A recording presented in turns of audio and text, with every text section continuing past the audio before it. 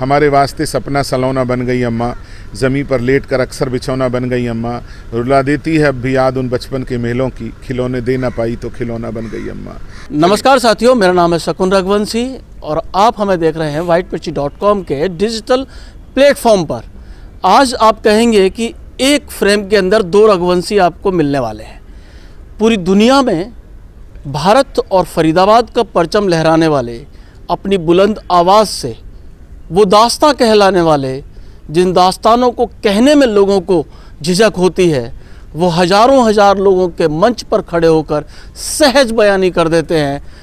वो कोई और नहीं, मेरे बड़े भाई दिनेश रघुवंशी जी। सर, आपका बहुत बहुत स्वागत है। नमस्कार शकुन जी, मुझे बहुत अच्छा लग रहा है कि आज कोई रघुवंशी पहली बार मेरा इंटरव्यू ले रहा है, तो मुझे बहुत अच्छा लगा। प्रणाम आपको। सर, मुझे तो शहर में कह देते हैं कि उनके भाई हैं, मैंने कि हाँ भाई हैं। नहीं, मुझे खुशी होती है, ऐसा कहते हैं और अच्छा लगता है। आप हो भी मेरे भाई, आप कैमरे के माध्यम से वही काम कर रहे हो, मैं कलम के माध्यम से कर रहा हूँ, कर तो वही रहे हो ना। आम आदमी की, आवाम की आवाज़ उठा रहे हैं, यही हमारा फ़र्ज़ है और ये करना भी चाहिए हमें। जी, मेरी बहुत बहुत शुभकामनाएं, आप बहुत अच्छा काम कर रहे हैं।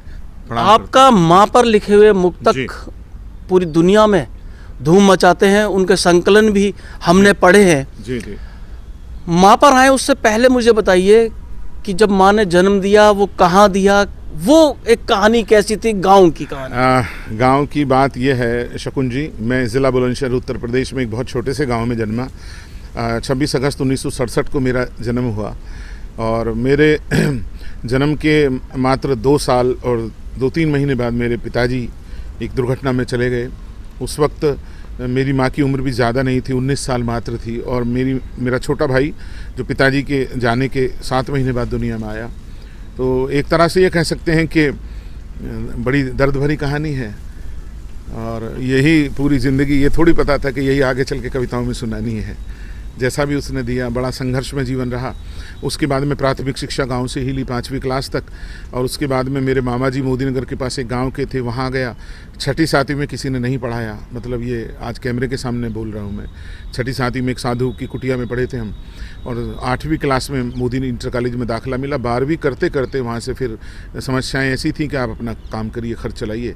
तो एक तरह से ये मान लीजिए कि 15.5 वर्ष की आयु से मैंने काम करना शुरू कर दिया था, और तभी से उसी उम्र से मैं कविताएं लिख रहा हूँ, ये मान लीजिए। फरीदाबाद कब आए और उसके आने का सबब क्या बना? 1988 में मैं फरीदाबाद आया। मैं दरअसल मोदी कॉन्टिनेंटल टायर का हेड ऑफिस हुआ करता था मोदी नगर में, मोदी भवन में। मैं उसमें अकाउंट्स में काम करता था, और 1985 में एक दिन मेरा वही दफ्तर दिल्ली शिफ्ट हो गया, न्यू फ्रेंड्स कॉलोनी में। तो मुझे लगा कि एक बड़े शहर की तरफ चलना चाहिए। हालांकि सभी लोग रहे वहाँ, हज़ारों की संख्या में लोग काम करते थे, और कोई नहीं आया। मैं आया, शायद या तो फरीदाबाद मुझे बुला रहा था या माँ सरस्वती आगे लेकर आ रही थी। ये तो वक्त के सब कुछ वक्त के साए में था, उसको तो बताया नहीं जा सकता था, लेकिन कोई था जो मुझे कह रहा था इस शहर से निकल और आगे बढ़। तो बस मैं फरीदाबाद आ गया 1988 की जनवरी माह में। मैं, मेरी मम्मी, यहीं पर आकर एक रिश्ता आया मेरठ से हमारा, तो जून में सगाई हुई, और उसके बाद में दिसंबर में शादी हुई, और अगले वर्ष दिसंबर 89 को मेरी बेटी का जन्म हुआ, शारवी का, और जो इस वक्त बैंक ऑफ स्कॉशिया में है, कनाडा में है, और बहुत सुंदर सा छोटा सा उसका परिवार है। वहाँ एक प्यारी सी हमारी बिटिया है, हमारी दोती। तो ये हमारी ज़िंदगी है। उसके बाद में मेरा बेटे का जन्म हुआ 1996 में, विहान, जो अब इस वक्त कनाडा में प्रॉक्टर एंड गैम्बल में फाइनेंस मैनेजर है। और 1999 में मैंने एक दिन नौकरी से फिर इस्तीफ़ा दे दिया था, क्योंकि कवि सम्मेलनों में थोड़ा व्यस्त हो गया था पूरी तरह से। फिर मैं 99 के बाद में मैं इसी ही फील्ड में हूँ, मेरा और इसके अलावा कोई काम नहीं है। कुल मिलाकर फरीदाबाद ने आपको, इस सांस्कृतिक नगरी ने आपको वो सब कुछ दिया है जिसकी एक आदमी को अपने जीवन में दरकार होती है। हाँ जी, बिल्कुल दिया है। कैमरे के सामने हाथ जोड़कर फरीदाबाद के आम आदमी से ख़ास तक का, सभी शिक्षाविदों का, सामाजिक बड़े लोगों का धन्यवाद अदा करता हूँ। और मैं यह कह सकता हूँ कि इस मशीनी शहर को कविता के शहर बनाने में थोड़ा बहुत योगदान मेरा भी रहा है, और लोग इस बात को रेखांकित भी करते हैं, मुझे खुशी होती है। इसमें बहुत सारे लोगों का साथ मिला है मुझे, मैं ये नहीं कहता। धनाढ़ भी लोग आए, शिक्षाविद भी आए, सामाजिक भी आए, राजनीतिक भी आए, सब ने अपने अपने तरीके से मेरा साथ दिया है। लेकिन अगर मैं कहूँ कि जो सांस्कृतिक कल्चर इस शहर का कोई 2 दशक पहले होता था, हाँ जी, उसमें कुछ कमी आई है। दरअसल क्या है, मैं इस शहर में ये महसूस करता हूँ, हम पूरे देश में हम जाते हैं कि दूसरे शहरों में जैसे पेंटिंग है, जैसे दूसरी आर्ट्स हैं, जैसे डांस है और बहुत सारे इंस्ट्रूमेंट्स का है, उन कलाकारों को इतना अधिमान दिया जाता है, उन कलाकारों की इतनी रिस्पेक्ट है। गायन के ऐसे हमारे इसी शहर में आप आश्चर्य करेंगे, यहाँ पर पद्मश्री गुहा हैं, रहती हैं, लेकिन मैं आज आपके सामने कैमरे के सामने बोलना चाहता हूँ, शायद आपको भी ना पता हो यहाँ रहती हैं, और आपके पूज्य गुरुदेव के मंदिर से मात्र 2 किलोमीटर आगे उनका निवास है, कि विश्वविख्यात गायिका हैं। तो इस शहर में ये कमी है और ये किसी तरह से दूर हो सके, नई पीढ़ी इसको जिम्मेदारी ले। हमारे शहर में टाउन पार्क है, टाउन पार्क के पास में ओपन थिएटर बने हुए हैं, ओपन एयर स्टेडियम बने हुए हैं, यहाँ पर प्रदर्शन होने चाहिए, नुक्कड़ नाटक होने चाहिए, कला को बढ़ावा मिलने के लिए बहुत बहुत कुछ होना चाहिए। अभी मैं इसमें हाँ एक बात ज़रूर कहना चाहता हूँ, पिछले कुछ दिनों से FLCC के नाम से, फरीदाबाद लिटरेरी सोसाइटी के नाम से जो बनी है, विनोद मलिक साहब ने, उनके साथियों ने बनाई है, बड़े ऊर्जावान दोस्त हैं वो लोग, उन लोगों ने मिलकर एक ऐसा संगठन बनाया, उसको बने हुए भी 5 बरस हुए हैं, लेकिन इन 5 बरस में उन्होंने जो अलग जगाई है, जैसे किताबों की बड़ी यहाँ पर प्रदर्शनी लगने लगी, संगीत के बड़े कार्यक्रम होने लगे, साहित्यकार आने लगे, बड़े साहित्यकार आने लगे और बड़े शायर आने लगे, अच्छे अच्छे कवियों को बुलाया जाने लगा, और उनके लिए तालीम मापदंड नहीं है, उनके लिए लेखन मापदंड है, उनके लिए उस कलाकार का महत्वपूर्ण होना महत्वपूर्ण है उनके लिए। तो वो बहुत बड़ा काम कर रहे हैं, मैं उनको शुभकामनाएं देता हूँ, उनका धन्यवाद, और उनका एक उस संस्था का मैं भी एक हिस्सा हूँ, मुझे इस बात पर फक्र है। तो छोटा सा प्रयास हमारा भी रहेगा, अब इसमें कोई शक नहीं है जी। अगर मैं सही हूँ तो आप जितनी बड़ी शख्सियत हैं अरे सर, इस शहर ने, मेरी हाथ जोड़ के नहीं मैं रियल में, यदि इस शहर में मुझे कोई ये कहता मिल जाएगा दिनेश रघुवंशी ने कहा था बड़ी शख्सियत है, मैं उसे वक्त हाथ जोड़कर आज ही बोल रहा हूँ, मैं कहीं बड़ा नहीं हूँ, मैं बहुत छोटा सा आदमी हूँ, सादगी में रहता हूँ, खुश रहता हूँ दुनिया में। यदि खुश रहना है तो आप सिंपल बनिए, आप मस्त रहिए, खुश रहिए। दूसरों को खुश तब कर सकते हैं जब आप स्वयं खुश रहेंगे। और आदमी जो भी थोड़ा प्रगति करता है ना, वो फिर दुनिया से कटने लगता है। बहुत ऊपर मेरे साथ के जिस कवि हैं जो बहुत बड़े आदमी बन गए, अब उन्हें बड़ा आदमी मैं बोल रहा हूँ, तो वो दुनिया से कट गए, और वो दुनिया से नहीं कटते, वो अपने आप से कट जाते हैं। मुंशी प्रेमचंद जी से किसी ने पूछा था कि रोज़ कहानी कैसे लिखते हो, उन्होंने कहा सड़क पर चलता हूँ, आंखें खुली रखता हूँ। मैं एक ही बात रखता हूँ, यदि मैं रोज़ कविता लिखता हूँ तो मुझे आम आदमी तक रोज़ पहुँचना होगा, मैं उसी तरीके से रहूँगा। मैं कहीं भी खड़ा हो जाता हूँ, आप कभी देखिए, मैं शहर में किसी भी जगह जहाँ मेरा मन करता है, मुझे कोई मतलब मान लिया एक छोटी बात है, शकरकंदी जैसे सिंघाड़े शकरकंदी का शौक़ है, मैं कोई मिल गई मुझे सिंघाड़े की ठेली लगी हुई, तो मैं वही कहूँगा भैया यहीं खिलाऊँ। अमरूद हैं, पसंद है मुझे, साथ कहीं भी रहिएगा, मैं तो भुट्टे हैं, भुट्टे भुनवा रहा हूँ, बच्चों के साथ बात कर रहा हूँ। ये तो आपकी पसंद नापसंद, आपका व्यक्तित्व है। मैंने कहा वो शख्सियत जो इस शहर का नाम पूरी दुनिया में कर रही है, मुझे ऐसा महसूस होता, क्योंकि मुझे भी 15 साल हो गए। ये शहर आपको मन संचालन के लिए तो वो करता है, क्योंकि उसको पता है कि वाग्देवी की कृपा है इन पर, लेकिन वो बात नहीं है इस शहर की। कोई बात नहीं, मैं महसूस होता है, थोड़ा बहुत होता है, लेकिन इतना ज़्यादा नहीं, इतना ज़्यादा नहीं। मतलब मैं पूरी तरह गलत भी नहीं हूँ। नहीं, आप कभी भी गलत नहीं हो सकते, आप भी तो दानिश्वर हैं, आप ऐसा थोड़ी आप। लेकिन मैं फिर भी एक बात कहता हूँ, मैं शहर का आभार प्रकट करूँगा। मैं ना कुछ वर्षों पूर्व तक तो मुझे महसूस होता था, जैसे मैं आपको बताना चाहता हूँ, जैसे हरियाणा साहित्य अकादमी है, पुरस्कार देती है, मुझे 10वें विशेष साहित्य सेवी का पुरस्कार दिया, साहित्यकार का पुरस्कार नहीं दिया, साहित्य सेवी का। जबकि मैं ये मान के चलता हूँ, आज 19 किताबें लिखने के बाद लगभग हिंदी जितने जानने वाले लोग हैं इस देश दुनिया में बहुत हद तक परिचित होने लगे हैं नाम से। ऐसा भी नहीं है कि अब हम थोड़ा पहुँचे नहीं हैं लोगों तक, लेकिन कई बार ये लगता है कि आपको चापलूसी आनी चाहिए, आपके गुट होने चाहिए, आप राजनेताओं की संस्कृति के बगैर आप आगे नहीं बढ़ सकते। तो अब मैं इस चीज़ से थोड़ा सा ना दुखी होकर कई बार अब मैं पीछे हट जाता हूँ। अब मैं मुझे देखिए, जैसे मैं 1 जनवरी को वृद्धाश्रम में गया कविता पढ़ने के लिए, मुझे मानदेय के साथ में और कार्यक्रम मिल रहे थे, लेकिन मेरा मन हुआ कि आज मैं उन असहाय लोगों के पास चलूँ जिनका कोई नहीं है। अभी 26 जनवरी को मैं एक जगह आमंत्रित था, और ठीक उसी वक्त किसी ने कहा कि आशा एक किरण संस्था है, उसमें चलिए। तो वो मंदबुद्धि विशेष जो बच्चे होते हैं उनके भी, मैं गया। वो कविता नहीं समझते, लेकिन वो मुझे देखकर इतने खुश हुए, और मैं उन्हें देखकर इतना खुश हुआ, साथ में रोया भी मैं उस वक्त। तो अपने आप को ये जो खुशियां हैं आपको ये बड़ा बनाती हैं, सबसे महत्वपूर्ण बात ये। और वो जो पुरस्कार है, जो व्यक्ति वो दे रहा है जो आपके व्यक्तित्व और कृतित्व से परिचित नहीं है, उसके बाद भी जो आपको आदर दे रहा है, तो ये जो आदर है ये असली कमाई है आपकी ज़िंदगी की। कोई फ़र्क नहीं पड़ता, बहते चलिएगा, बहते दरिया की तरह से खुश रहिएगा, कोई फ़र्क नहीं पड़ता कौन आदर दे रहा है। आपका परिवार सबसे पहले आपके साथ होना चाहिए, आपके अपने लोग, आपके दोस्त समझें आपको कि आप एक अच्छे आदमी हैं, ये सबसे बड़ी नहीं, बात इस मामले में तो आप बहुत अमीर हैं, लेकिन कहते हैं ना एक्नॉलेजमेंट बहुत ज़रूरी होती है। आपका बायोडाटा क्या कह रहा है, मैं किसी को अपना विजिटिंग कार्ड भेजूँ तो वो क्या कह रहा है, तो ये पुरस्कार भी कहीं ना कहीं हमारी शख्सियत हाँ, को यकीनन सर। शख्सियत को एक स्थान हाँ, देते हैं। यकीन मुझे मतलब फरीदाबाद के मुकाबले जो बाहर के बड़े पुरस्कार मिलते हैं, अभी एक पुरस्कार मिला मुझे देहरादून में इंस्टीट्यूट जो यूनिवर्सिटी है, बहुत बड़ी ग्लोबल यूनिवर्सिटी, उन्होंने 1,25,000 का कवि सम्मेलन वो दिया मुझे, श्रेष्ठ कवि का पुरस्कार दिया। हर साल एक कवि को देते हैं, उनके मुख्यमंत्री, विधानसभा अध्यक्ष वगैरह आकर देते हैं, बहुत बड़े लोग आते हैं वहाँ देने के लिए, वो पुरस्कार बड़ा महत्वपूर्ण है।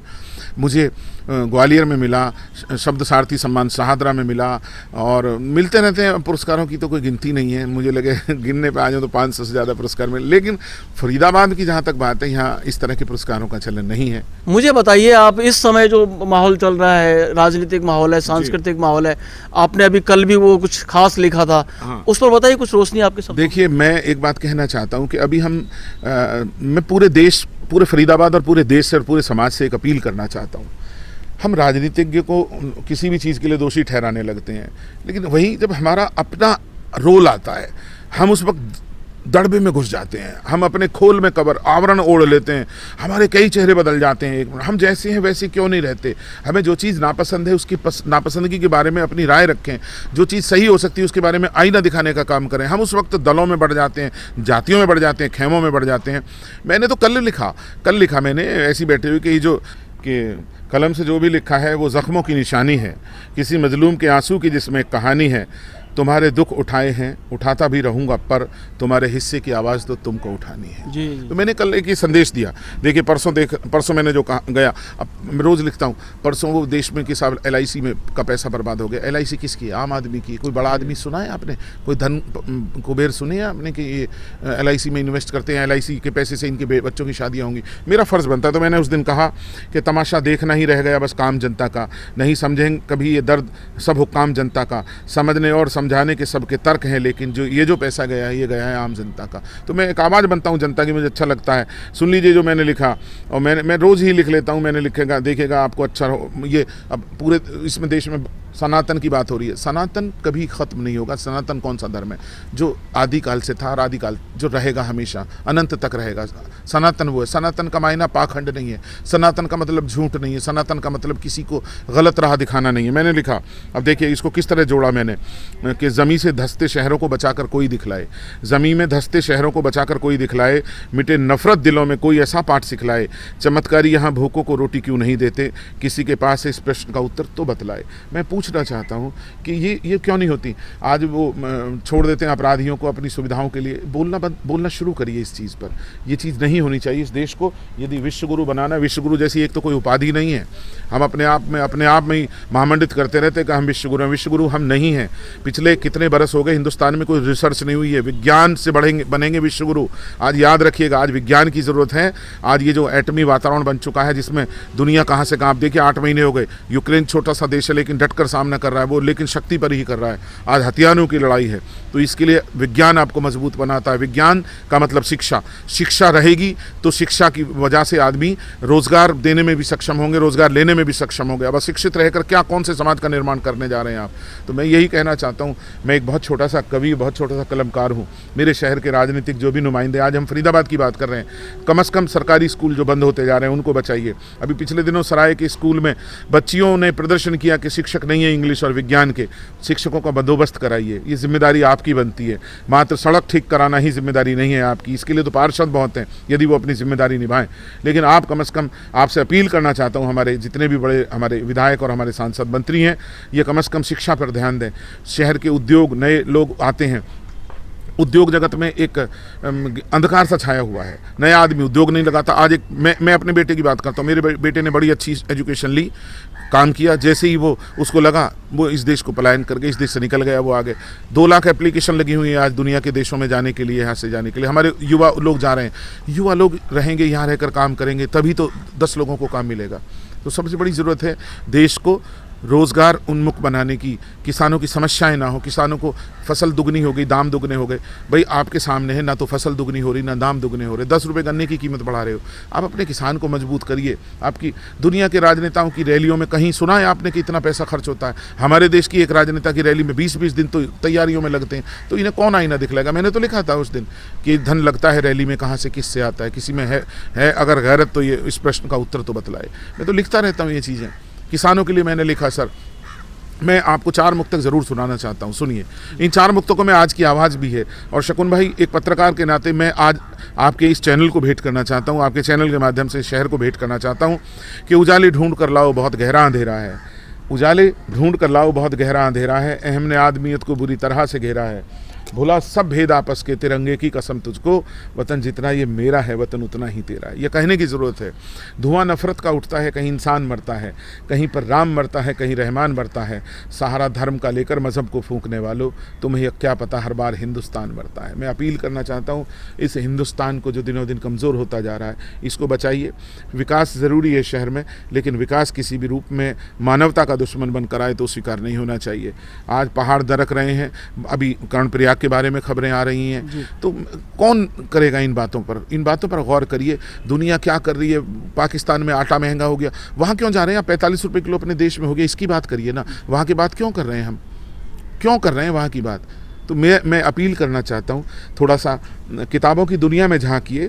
किताबें आपको आईना दिखाती हैं, किताबें सच बोलती हैं। किताबों की तरफ जाना ही नहीं कोई चाहता। मैं तो अपील करना चाहता हूँ कि जन्मदिन पर और दूसरे मौक़ों पर किताबें उपहार में दीजिए। कि मैं कल कोलकाता था, कल परसों 2 दिन कोलकाता था। वाराही नामक एक संस्था ने बुलाया था, बहुत बड़ा कार्यक्रम करते हैं, पूरे कोलकाता के साहित्यकार इकट्ठा होते हैं। मुझे इतनी खुशी हुई कल, कम से कम बता रहा हूँ मैं आपसे, कम से कम 1 किलोमीटर लंबा तो माँ सरस्वती का वो जुलूस निकल रहा था, जिसमें माँ सरस्वती की प्रतिमा थी, वीणा बजाती हुई, कहीं हंसवाहिनी बैठी हुई। इतना अच्छा लग रहा था वो देखकर, और पूरा एक तरह से जुलूस में ले जा रहे थे। मैं समझ नहीं पा रहा था, उनके सामने जुलूस ले जा रहे थे, सामने गंगा थी, तो हो सकता है कोई वो हो, त्यौहार हो या विसर्जन हो, मैं पूछ भी नहीं पाया। और वहाँ गए, उन्होंने भी वहाँ किताबें तोहफे में दी। बंगाल में बेटी की शादी में किताबें दी जाती हैं, तो अपने यहाँ भी कुछ करिए। पर मेरे घर में एक छोटी सी लाइब्रेरी है, किसी दिन मेरे घर की लाइब्रेरी पर आप बात करिए, मुझे अच्छा लगेगा। हाँ, मैंने वो देखी आपकी लाइब्रेरी, और अगली बार बात करेंगे। मैं ये कहता हूँ कि आप उस वर्ग से आते हैं जहाँ पे इंटेलेक्चुअल प्रॉपर्टी नाम की एक चीज़ होती है, और अभी का जो नया मीडिया है, जो नया माध्यम है, जो सोशल मीडिया है, उसमें इंटेलेक्चुअल प्रॉपर्टी इतनी प्यारे तरीके से चोरी होती है। बीच में 1-2 बार मैंने आपका भी कुछ सुना है, लोग संरचनाएं चुराकर बनाकर भेज देते हैं। क्या संदेश देंगे? और भोंडेपन का मतलब वहाँ पर भंडार है। सर, इसमें कुछ नहीं किया जा सकता शकुन भाई साहब, इसमें कुछ भी नहीं किया जा सकता। और बस सिर्फ और सिर्फ ये है कि संतोष रखिए, और आप ये मान के चलिए कि आपको परमात्मा ने लिखने के लिए बनाया है, बिकने के लिए किसी और को बनाया है, तो अपना काम करते रहिए। हाँ। अच्छा, तो लास्ट में वो माँ पर एक 2 मुक्तक हम जरूर सुनना चाहेंगे। बहुत सुंदर बात हुई है, और देखिए जो उनकी यूएसपी है, यूनिक सेलिंग प्रोडक्ट, वही आपके बीच में ला रहे हैं। जी सर, बहुत बहुत आभार शकुन भाई। और आपने माँ से कहा तो मैं केवल ये कह सकता हूँ, सुन लीजिए कि हमारे वास्ते सपना सलौना बन गई अम्मा, ज़मीं पर लेट कर अक्सर बिछौना बन गई अम्मा, रुला देती है अब भी याद उन बचपन के मेलों की, खिलौने दे ना पाई तो खिलौना बन गई अम्मा। माँ पर कितना सुनाऊँ आपको। एक नया मुक्तक और सुनिए माँ पर, कि बहुत अच्छा मुक्तक है, ये अभी लिखा है मैंने इसको। इस मुक्तक को लिखने के बाद मुझे खुद भी कई दिन महकता सा रहा, मुझे लगा कि कुछ अच्छा हुआ है। देखिए कि बला मुझ तक नहीं आती उसे वो मोड़ देती है। प्रयोग देखना, बला मुझ तक नहीं आती उसे वो मोड़ देती है, मेरी चिंताओं के घेरों को पल में तोड़ देती है, भरी दुनिया में केवल माँ दुआ है सिर्फ तेरी जो मेरी टूटी हुई हिम्मत को पल में जोड़ देती है। मैं दुनिया की प्रत्येक माँ को प्रणाम करता हूँ, और 1000 मुक्तक माँ पर लिखे हैं। किसी दिन एक एपिसोड सिर्फ माँ पर आप मेरा रिकॉर्ड करिए, और मैं गाकर जैसे मंच पर पढ़ता हूँ वो सुनाना चाहता हूँ। तो माँ पर सिर्फ रखिएगा, जैसा भी लगे, लोगों को भी सुनने में अच्छा लगेगा। आपने समय दिया, इसके लिए मैं आपका भी आभार, और शकुन भाई का बहुत बहुत आभार। Thank you very much sir. आप सुन रहे थे दिनेश रघुवंशी जी को, जो हमारे साथ बात कर रहे थे whitemirchi.com के डिजिटल प्लेटफॉर्म पर। एक बहुत बड़ा सवाल छोड़कर जा रहे हैं फरीदाबाद के लोगों के लिए, कि क्या यहाँ पर वाग देवी, वीणा वादनी, माँ सरस्वती की झांकियाँ निकलते हुए हम भविष्य में देखेंगे? क्या किताबों का माहौल बनेगा? क्या उपहार में किताबें अपना स्थान बना पाएंगी? शुक्रिया। कैसी लगी आपको हमारी प्रस्तुति? यदि अच्छी लगी हो तो आप हमें सहयोग करें, सपोर्ट करें, हमारे सोशल मीडिया प्लेटफॉर्म को लाइक शेयर सब्सक्राइब करें। और आपके कोई सवालात हैं, आपकी कोई सूचना और समाचार हैं तो भी हमें आप ईमेल और व्हाट्सएप कर सकते हैं, क्योंकि आपके सहयोग से ही हमारी पत्रकारिता को बल मिलेगा। धन्यवाद।